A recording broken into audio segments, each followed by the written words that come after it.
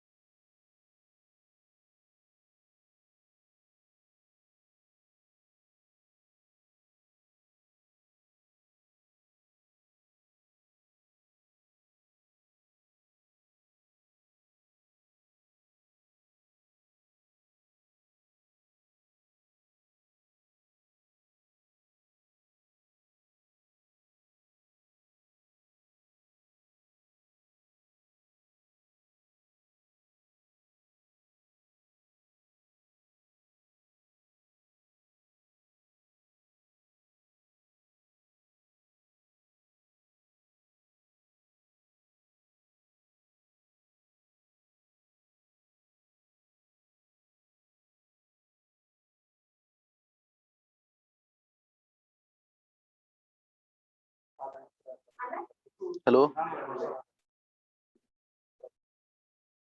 Hello आवाज यायला आवाज यायला पण ते जवळ होईल ना तुम्ही आणि म्हटलं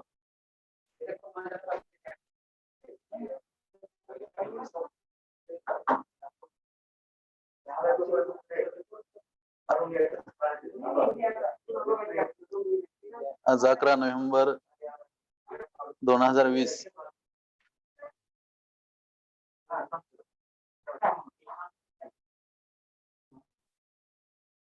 मौलाना अबुल कलाम आझाद यांची जयंती संपूर्ण देशभर राष्ट्रीय शिक्षण दिवस म्हणून साजरी होते आहे.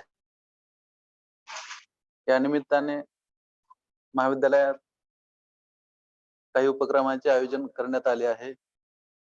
आज त्या निमित्ताने प्रेमला देवी पाटील महाविद्यालय येथील हिंदी विभागाचे डॉक्टर मुजावर साहेब खान सर यांचे व्याख्यान आयोजित करण्यात आले आहे आणि निबंध स्पर्धेचे आयोजन या निमित्ताने करण्यात आले आहे. तत्पूर्वी मी या कार्यक्रमाच्या प्रारंभी या कार्यक्रमाच्या अध्यक्षा आणि महाविद्यालयाचे आदरणीय प्राचार्य डॉक्टर विजय गुंडरे मॅडम यांना विनंती करतो की आपण आपल्या देशाचे महान स्वातंत्र्य सेनानी भारतरत्न मौलाना अबुल कलाम आझाद यांच्या प्रतिमेचे पूजन करावे. पुष्पहार अर्पण करून यांच्या प्रतिमेचे यथोचित पूजन महाविद्यालयाचे आदरणीय प्राचार्य डॉक्टर विजय गुंडरे मॅडम करत आहे.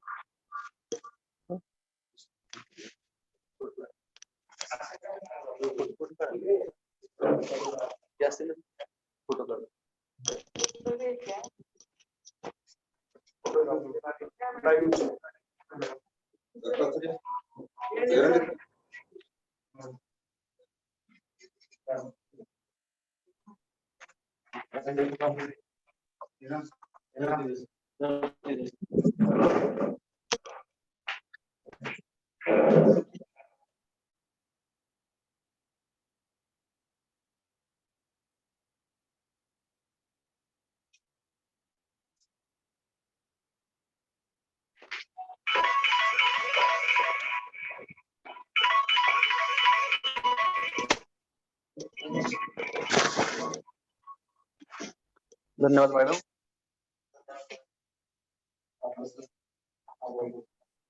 संपूर्ण देशाला आपल्या भारताचा इतिहास स्वातंत्र्य लढा आहे. या संपूर्ण चळवळीमध्ये महात्मा गांधींच्या खांद्याला खांदा लावून मौलाना अबुल कलाम यांनी फार उत्तुंग कार्य केलं. मुस्लिम हिंदू ऐक्य कायम ठेवलं पाहिजे हा त्यांचा ध्यास होता.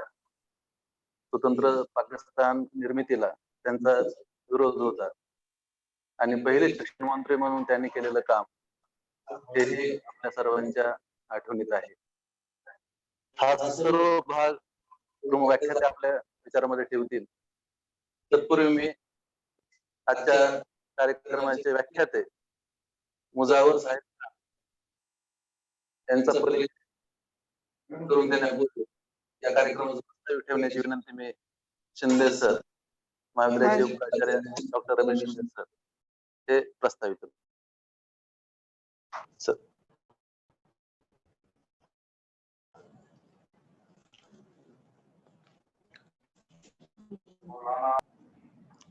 मौलाना अबुल कलाम आझाद यांच्या जन्मदिवसानिमित्त उच्च शिक्षण विभागाने 11 सप्टेंबर 2008 रोजी हा दिवस राष्ट्रीय शिक्षण दिवस म्हणून आयोजित करण्याचे ठरवले होते. त्याप्रमाणे 11 सप्टेंबर 2008 पासून आजपर्यंत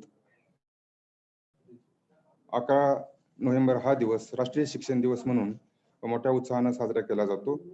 या निमित्तानं मौलाना अबुल कलाम आझाद यांच्या कार्याचा, त्यांच्या योगदानाचा उल्लेख व्हावा. त्याचबरोबर त्यांनी स्वतंत्र भारताचे पहिले शिक्षण मंत्री म्हणून केलेला कामकाज आणि आजची राष्ट्रीय शिक्षा नीती यात होणारे बदल या सर्व बाजूंचा विचार करत असता हा दिवस राष्ट्रीय स्तरावर शिक्षण दिवस म्हणून साजरा करण्यात येत आहे. त्यांच्या शिक्षणाबद्दल असणाऱ्या भूमिका आणि वर्तमान परिस्थितीमध्ये शिक्षण प्रक्रियेत होणारा बदल या सर्वांचा विचार आणि त्यांच्या कार्याची मीमांसा या व्याख्यानाच्या निमित्तातून व्हावी या दृष्टिकोनातून आपण आदरणीय डॉक्टर मुजावर सर यांना आमंत्रित केले आहे. या निमित्तानं छोट्या खानी कार्यक्रमाचं प्रास्ताविक या ठिकाणी ठेवून मी माझे 2 शब्द थांबवतो. पाहुण्यांचा परिचय करून देण्यासाठी डॉक्टर भगत सरांना विनंती करतो.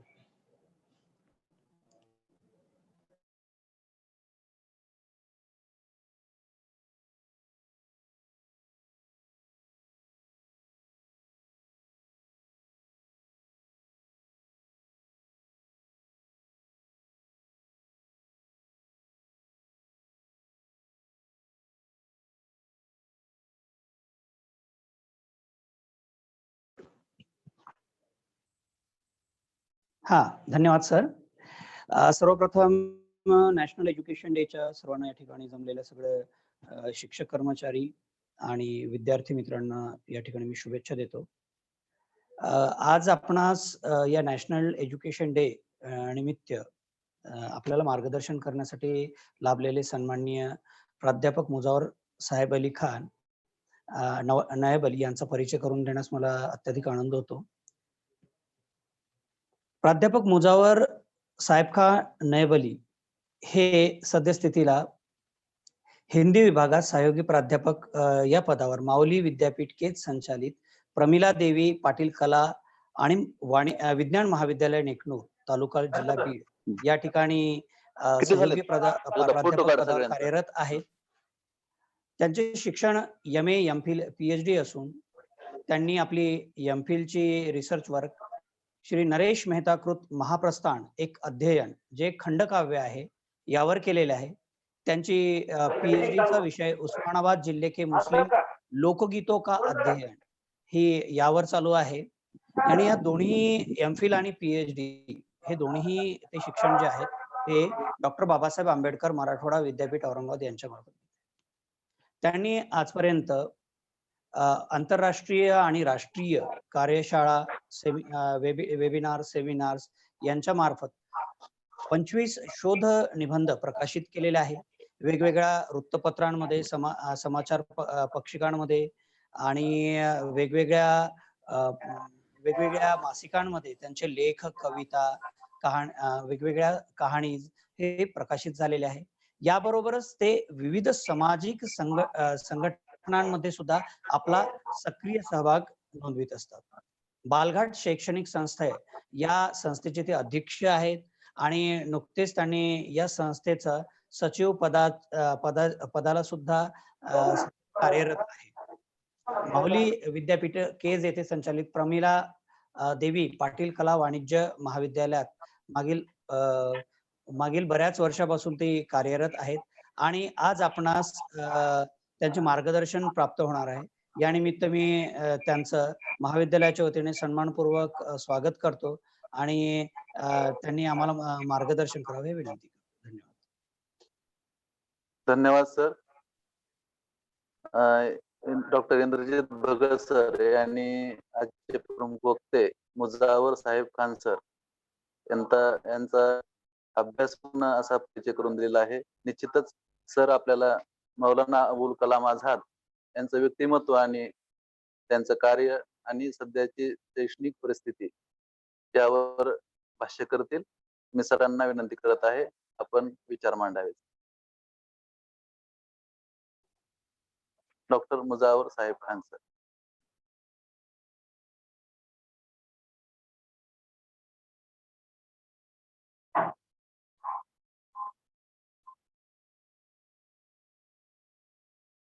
म्यूट आहेत का सर?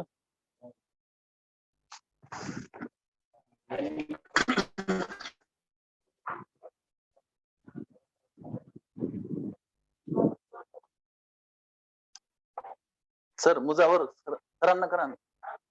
मुजावर सरांना अनम्यूट करा. तर मुजावर सरांना unmute. मुजावर कैसे? ओके. त्यांना घ्या फोकस मध्ये. हेलो. हा सर येतोय आवाज, बोला. आज के शिक्षा दिन के अवसर पर उपस्थित इस महाविद्यालय के आदरणीय प्राचार्य डॉक्टर वनमाला जी रेड्डी मैडम तथा इस कार्यक्रम के संयोजक हमारे मित्र तथा महाविद्यालय के उप प्रधानाचार्य डॉक्टर शिंदे जी, अभी अभी हमारा परिचय कराने वाले doctor Bhise ji, doctor Ghodke ji, IT coordinator doctor Bhagat ji तथा इस कार्यक्रम को सुन रहे हमारे महाविद्यालय के आदरणीय प्राचार्य डॉक्टर दादा साहेब मोटे जी तथा सभी प्राध्यापक वृंद,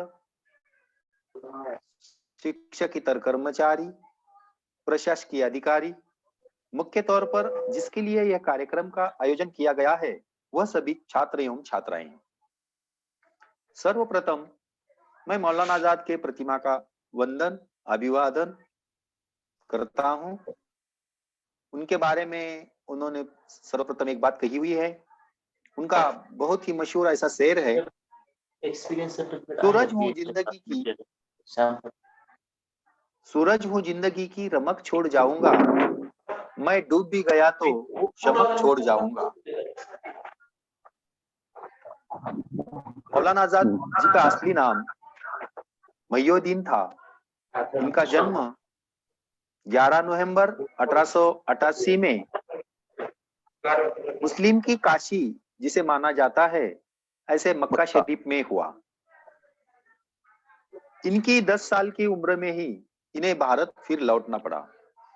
इनके पिताजी जब मक्का शरीफ में थे तो वे वहां पर बयान करने का काम कर रहे थे। उसी वक्त उनके पिताजी ने वहां पर रहते हुए 10-12 किताबों का भी प्रकाशन किया है। मेहनत लॉगिन पे नाही वहां पर रहते हुए उन्होंने बयान कर लिया है। वे भारत के ऐसे पहले मुसलमान थे कि जिन्होंने मक्का शरीफ में रहते हुए वहां पर बयान देना या मस्जिद में इमामत करना यह सब कार्य कर लिया। उनके माताजी का नाम आलिया था जो मक्का शरीफ में रहा करते थे, इसलिए खैरुद्दीन साहब को मक्का शरीफ में जाना पड़ा था। लेकिन उसके पश्चात वे 10 साल के बाद ही वहां से भारत आए। भारत आने के बाद उनके हेलो हाँ सर, बोला बोला, येतो आवाज. हाँ. बीच में आवाज आ रही है सर. Hello hello. हाँ सर, कौन सी आवाज आ रही है? बीच बीच में आवाज आ रही है सर. कुछ म्यूट कीजिए बाकी लोगों को. इसलिए उन्होंने अरब और हिंदुस्तान के मुमताज खानदानों की शाखाएं अपने समाज में बनाई हुई थी. सन 1899 में 11 साल की उम्र में कलकत्ता के रिसाला नरसिंह ख्याल के अखबार को उन्होंने निकालना शुरू कर दिया और उसके पश्चात 13 जुलाई 1912 में अल हिलाल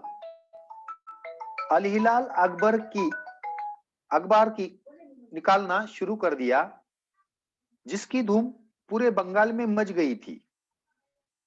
इस अखबार को लेने के लिए सुबह से शाम तक लोग अपने लाइन में खड़े होते थे और उसी को लेकर अपनी सभी बातें उस अखबार में मौलाना जी रखते थे, जिसमें हिंदू मुस्लिम भाईचारा का जोश ज्यादा तरह से दिखाई देता था.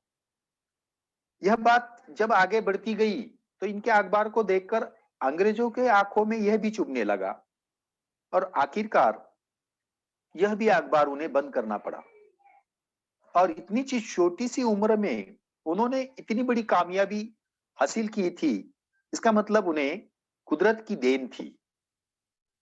उनके वैवाहिक जीवन के बारे में अगर देखा जाए तो मौलाना आजाद की शादी उम्र के 12 साल में 9 साल की जुलेखा बेगम से हो गई थी. वह अपने शोहर की बहुत खिदमत करती थी और अपना फर्ज समझती थी. जब आजाद कोई साहित्य या पेपर के बारे में लिखना चाहते थे तो उस वक्त उन्हें पंखे से हवा करने का कार्य ये जुलेखा जी करती थी. जुलेखा का नाम वैसा देख लिया जाए तो इतिहास के पन्नों में भी बहुत अच्छी तरह से दिखाई देता है कि उन्होंने इस आजादी में काम करने वाले लोगों के लिए बहुत बड़ा कार्य किया था. जैसे 8 अगस्त 1942 के ग्वालियर टैंक बम में भी जब भारत छोड़ो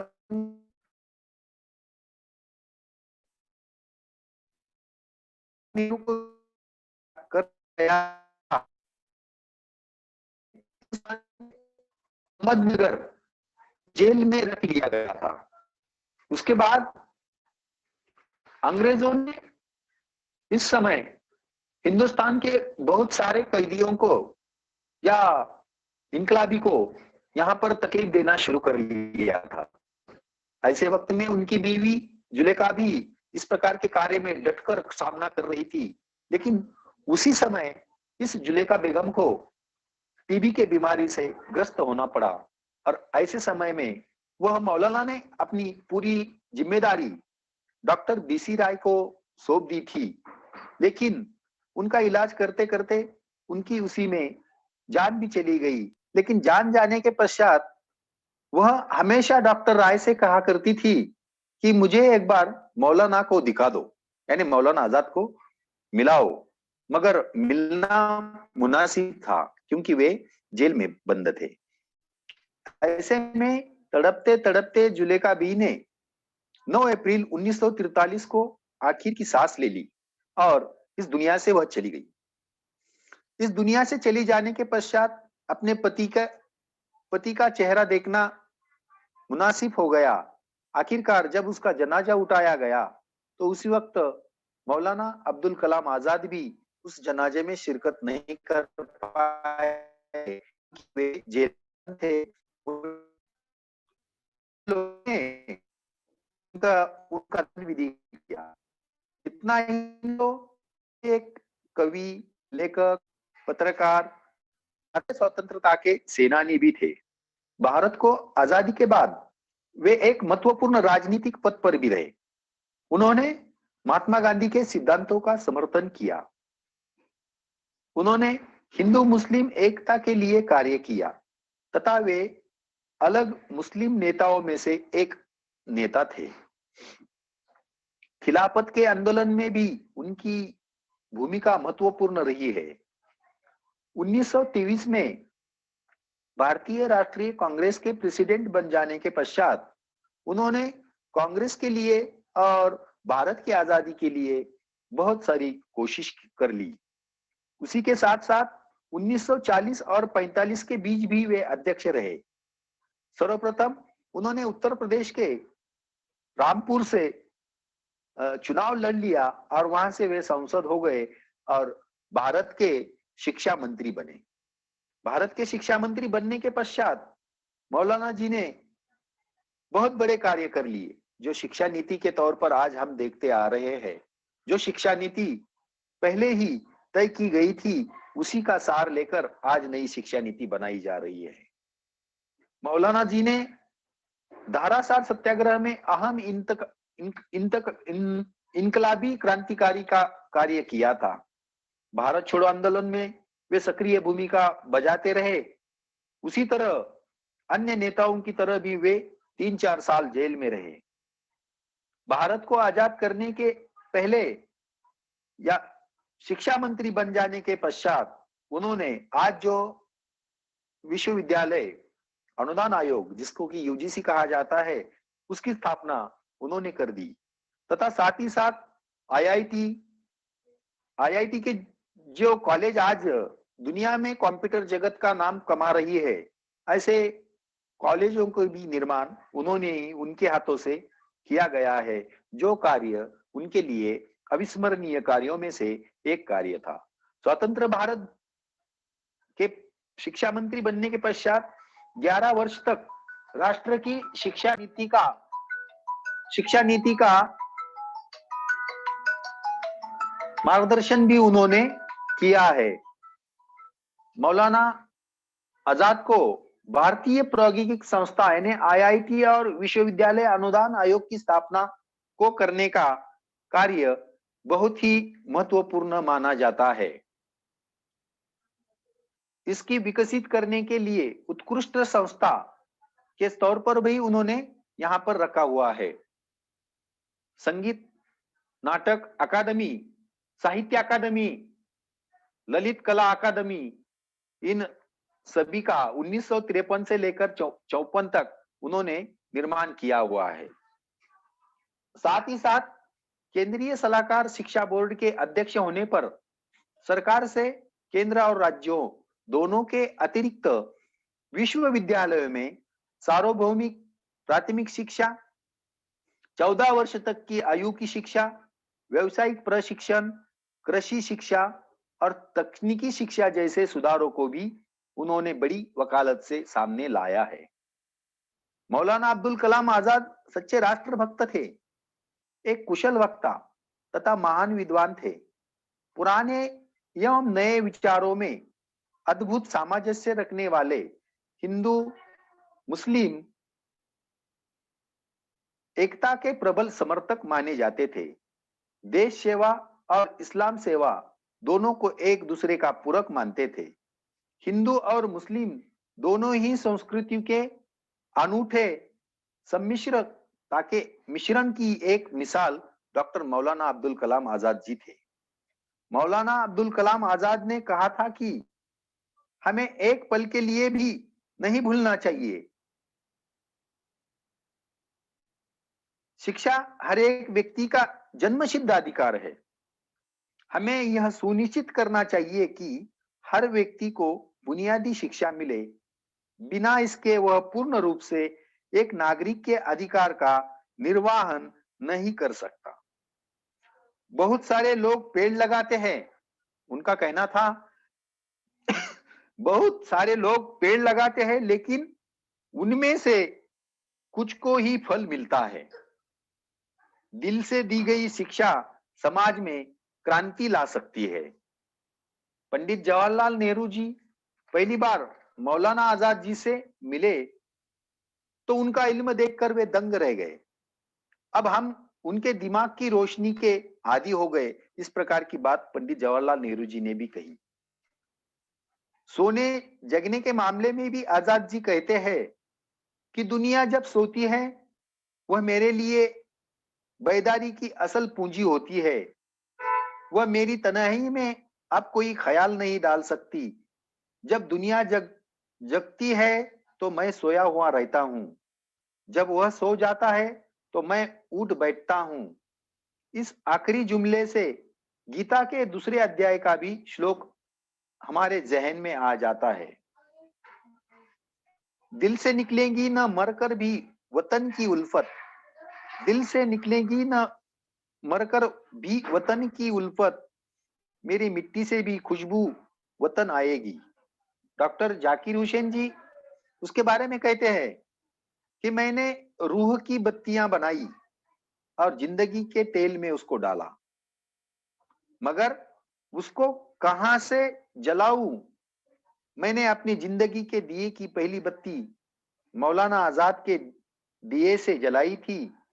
मौलाना आजाद ने मजहब की दो किस्म बतलाई थी, एक इंसान में मोहब्बत की राह फूकती है और एक नफरत पैदा करती है। वह मजहब सच्चा है जिसकी रूहें इंसानों को मिलाए और खिदमत खलक खिदमत वतन करे। मौलाना आजाद जी के सामाजिक विचार के बारे में अगर विचार किया जाए तो अपनी परिवार की पृष्ठभूमि और विद्वत्ता के बल पर मौलाना अब्दुल कलाम आजाद ने तत्कालीन सामाजिक परिवेश पर भी अपने विचार प्रस्तुत किए हैं। बंगाल के क्रांतिकारी संगठन भारतीय मुसलमानों को अपना कट्टर विरोधक मानते थे, क्योंकि ब्रिटिश शासन मुसलमानों को आकर्षित करने की योजना को मूर्त रूप दे रहा था। उस विकट परिस्थिति में मौलाना का क्रांतिकारी संगठन में शामिल होना, उसके अंतरंग संगठन का सदस्य बनाना एक उपलब्धि थी। मौलाना आजाद जी क्रांतिकारी आंदोलन के नेताओं को अपने विश्वास में लेकर यह सिद्ध करने का प्रयास किया है कि अगर भारतीय मुस्लिम युवकों को विश्वास में लिया जाए तो ये भी तुर्की, इराक आदि के मुसलमानों की भांति ब्रिटिश शासन के विरुद्ध खड़े हो सकेंगे। मौलाना आजाद जी के इस प्रयास से जहां मुसलमान राष्ट्रीय धारा से जुड़ने लगे, उसी सामाजिक राजनीतिक चेतना भी जागृत एवं सुधार नियंत्रण करने में लग गई थी। मुसलमानों ने राजनीतिक धार्मिक जागृति के लिए मौलाना आजाद को अथक परिश्रम किया था। मौलाना आजाद की सत्य की आवाज उठाना और उनके अल हिलाल में मुस्लिम समाज एवं भारतीय राजनीति के धारा को स्वतंत्रता की मोड़ में बतलाना, यह बड़ा कार्य उन्होंने किया था।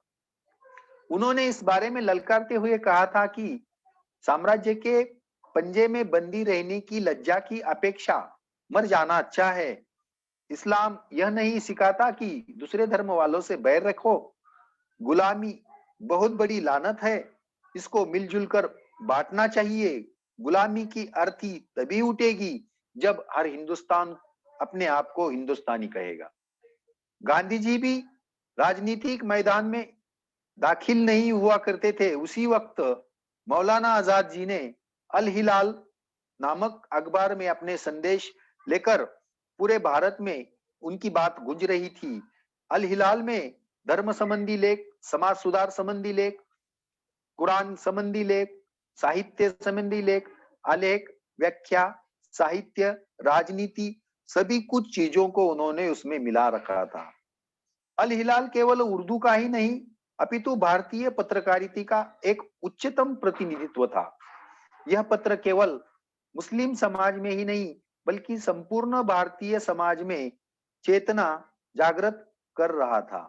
अल हिलाल पहले दौर में जब मौलाना मुसलमानों को झिंझोड़ते थे तो कभी कभी उनकी बातों में व्यंग्य होता था, तो कभी कभी ईश्वरीय संदेश भी आ जाता था। जो होना है उसको कोई कौम अपनी नसीहत से रोक नहीं सकती।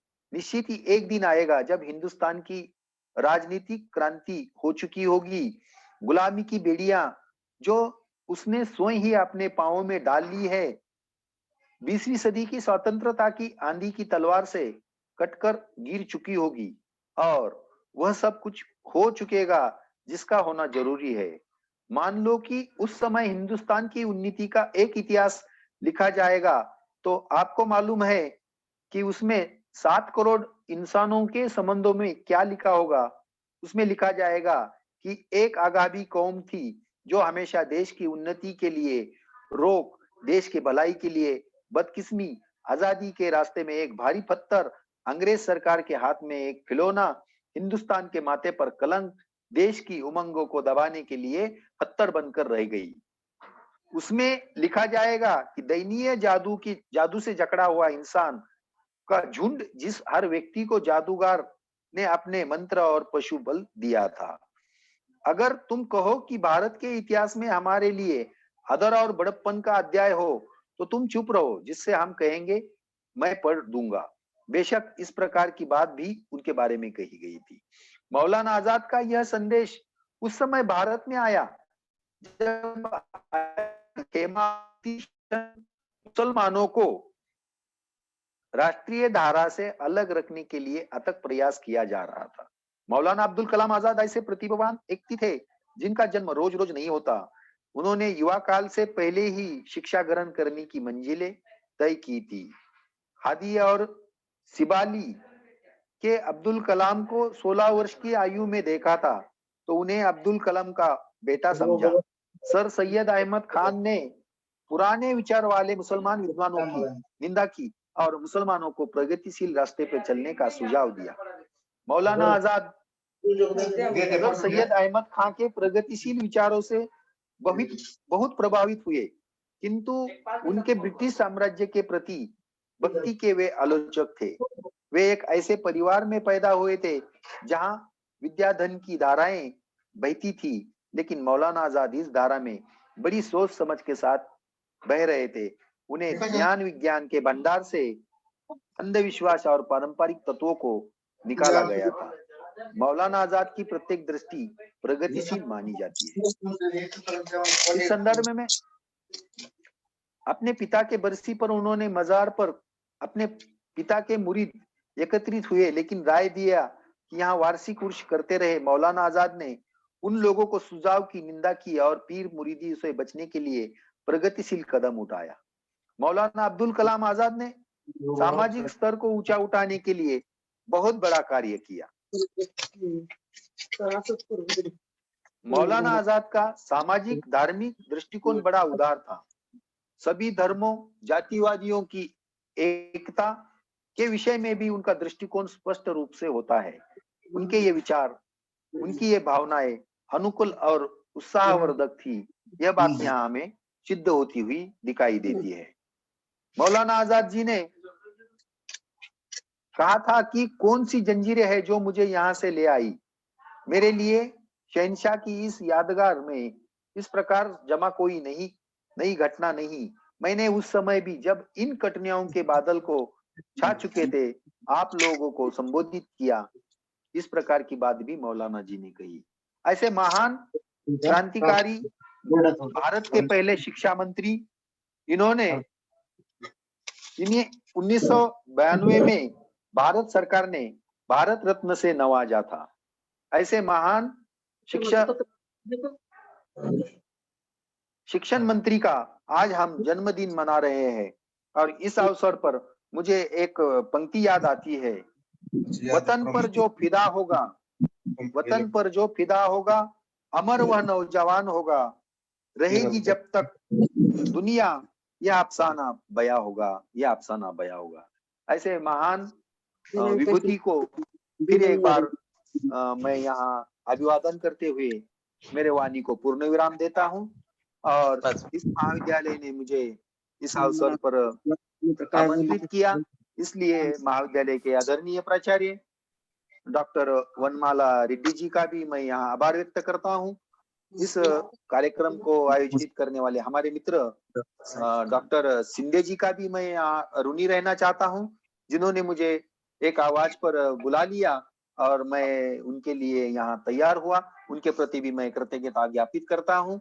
उसी तरह से हमारे महाविद्यालय के प्राचार्य हमारे पूरा प्राध्यापक वृंद, उसी तरह यशवंतराव चौहान महाविद्यालय के सभी प्राध्यापक, प्रशासकीय कर्मचारी, महाविद्यालय के छात्र छात्राएं, इनके प्रति भी आभार व्यक्त करते हुए मेरे वाणी को पूर्ण विराम देता हूं। जय हिंद, जय महाराष्ट्र। धन्यवाद सर। धन्यवाद सर। आपण भारतरत्न मौलाना अबुल कलाम आझाद यांची खूप सविस्तर असं खोल आणि ते आजवर कधी ऐकवण्यासाठी असे सर्व माहिती, असं सर्व व्यक्तिमत्वाचे पैलू आपण विचारात घेतले, त्याबद्दल खूप खूप आभार। या धन्यवाद सर। शेवटचा अध्यक्ष समारोप मी महाविद्यालयाचे प्राचार्य डॉक्टर गुंडरे मॅडम यांना विनंती आपण अध्यक्ष करावं।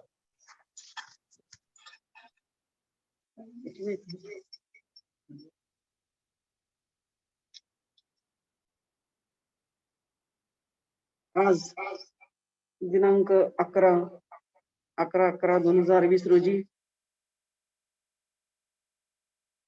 डॉक्टर अबुल कलाम यांची जयंती दिनानिमित्त कार्यक्रमाचे आयोजन करण्यात आले आहे। शासनाच्या परिपत्रकानुसार की अबुल कलाम आझाद यांचा जन्मदिवस हा राष्ट्रीय शिक्षण दिन म्हणून साजरा करावा असं परिपत्रक सर्वच महाविद्यालयास प्राप्त झालं। त्याप्रमाणे आमच्याही महाविद्यालयास ते परिपत्रक प्राप्त झालं आणि त्यानुसार त्यांच्या जयंतीनिमित्त आज महाविद्यालयामध्ये राष्ट्रीय शिक्षक दिन साजरा करण्यात आला आहे। या दिनानिमित्त अबुल कलाम आझाद यांच्या संबंधी आपले विचार मांडण्यासाठी आपण आपल्या जवळ असणाऱ्या नेकनूर येथील प्रमिला देवी महाविद्यालयातील प्राध्यापक मुजावर साहेब खान यांना आमंत्रित करण्यात आलं होतं। त्यांनी आमच्या आमंत्रणाचा स्वीकार करून या ठिकाणी आले आणि अत्यंत मौलिक असं मार्गदर्शन त्यांनी या ठिकाणी केलं। कारण अबुल कलाम यांच्या संबंधी त्यांचे शैक्षणिक कार्य असतील, सामाजिक कार्य असतील, राष्ट्रीय एकात्मते संबंधीचे कार्य असतील, या कार्याचा संपूर्ण आढावा घेऊन त्यांनी अत्यंत चांगलं मार्गदर्शन महाविद्यालयातील विद्यार्थी आणि प्राध्यापकांना केलं। त्याबद्दल महाविद्यालयाच्या वतीने मी त्यांना धन्यवाद देते। या निमित्ताने अबुल कलाम यांच्या कार्याचा आढावा त्यांनी घेतला। त्यांच्याबद्दलची अशी जी काही माहिती आहे की ती अनेक विद्यार्थ्यांना माहिती नव्हती, परंतु सरांनी ती माहिती विद्यार्थ्यांना दिली आणि मग अबुल कलाम यांचं व्यक्तिमत्व काय होतं हे विद्यार्थ्यांसमोर त्यांनी आपल्या व्याख्यानातून ठेवलं। आज महाविद्यालयामध्ये या निमित्ताने ह्या कार्यक्रमाचं आयोजन करण्यात आलं आणि सरांना निमंत्रित केल्यानंतर त्यांनी लगेच या कार्यक्रमाला येण्याचं मान्य केलं आणि या ठिकाणी मार्गदर्शन केलं। त्याबद्दल मी सरांना धन्यवाद देते आणि माझं हे अध्यक्षीय समारोप या ठिकाणी मी पूर्ण करते। जय हिंद, जय महाराष्ट्र।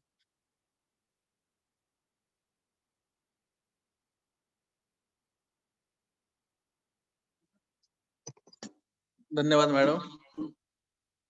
आजचा व्याख्यानाचा कार्यक्रम या ठिकाणी संपन्न झाला। या व्याख्यानासाठी प्रमुख व्याख्याते म्हणून लाभले होते डॉक्टर मुजावर साहेब खान सर, प्रेमला देवी पाटील महाविद्यालय नेकनूर सरांचे खूप खूप आभार। कार्यक्रमाचे अध्यक्ष आदरणीय गुंडरे मॅडम यांनी अध्यक्ष समारोप केला, कार्यक्रमाला सहकार्य केलं आणि त्यांचे आभार। महाविद्यालयाचे सर्व घटक, प्राध्यापक, शिक्षकेतर कर्मचारी ज्यांनी कार्यक्रमाला सहकार्य केलं त्या सर्वांचे आभार। सर्वांचे आभार मानून हे व्याख्यान या ठिकाणी पूर्ण होत आहे। धन्यवाद।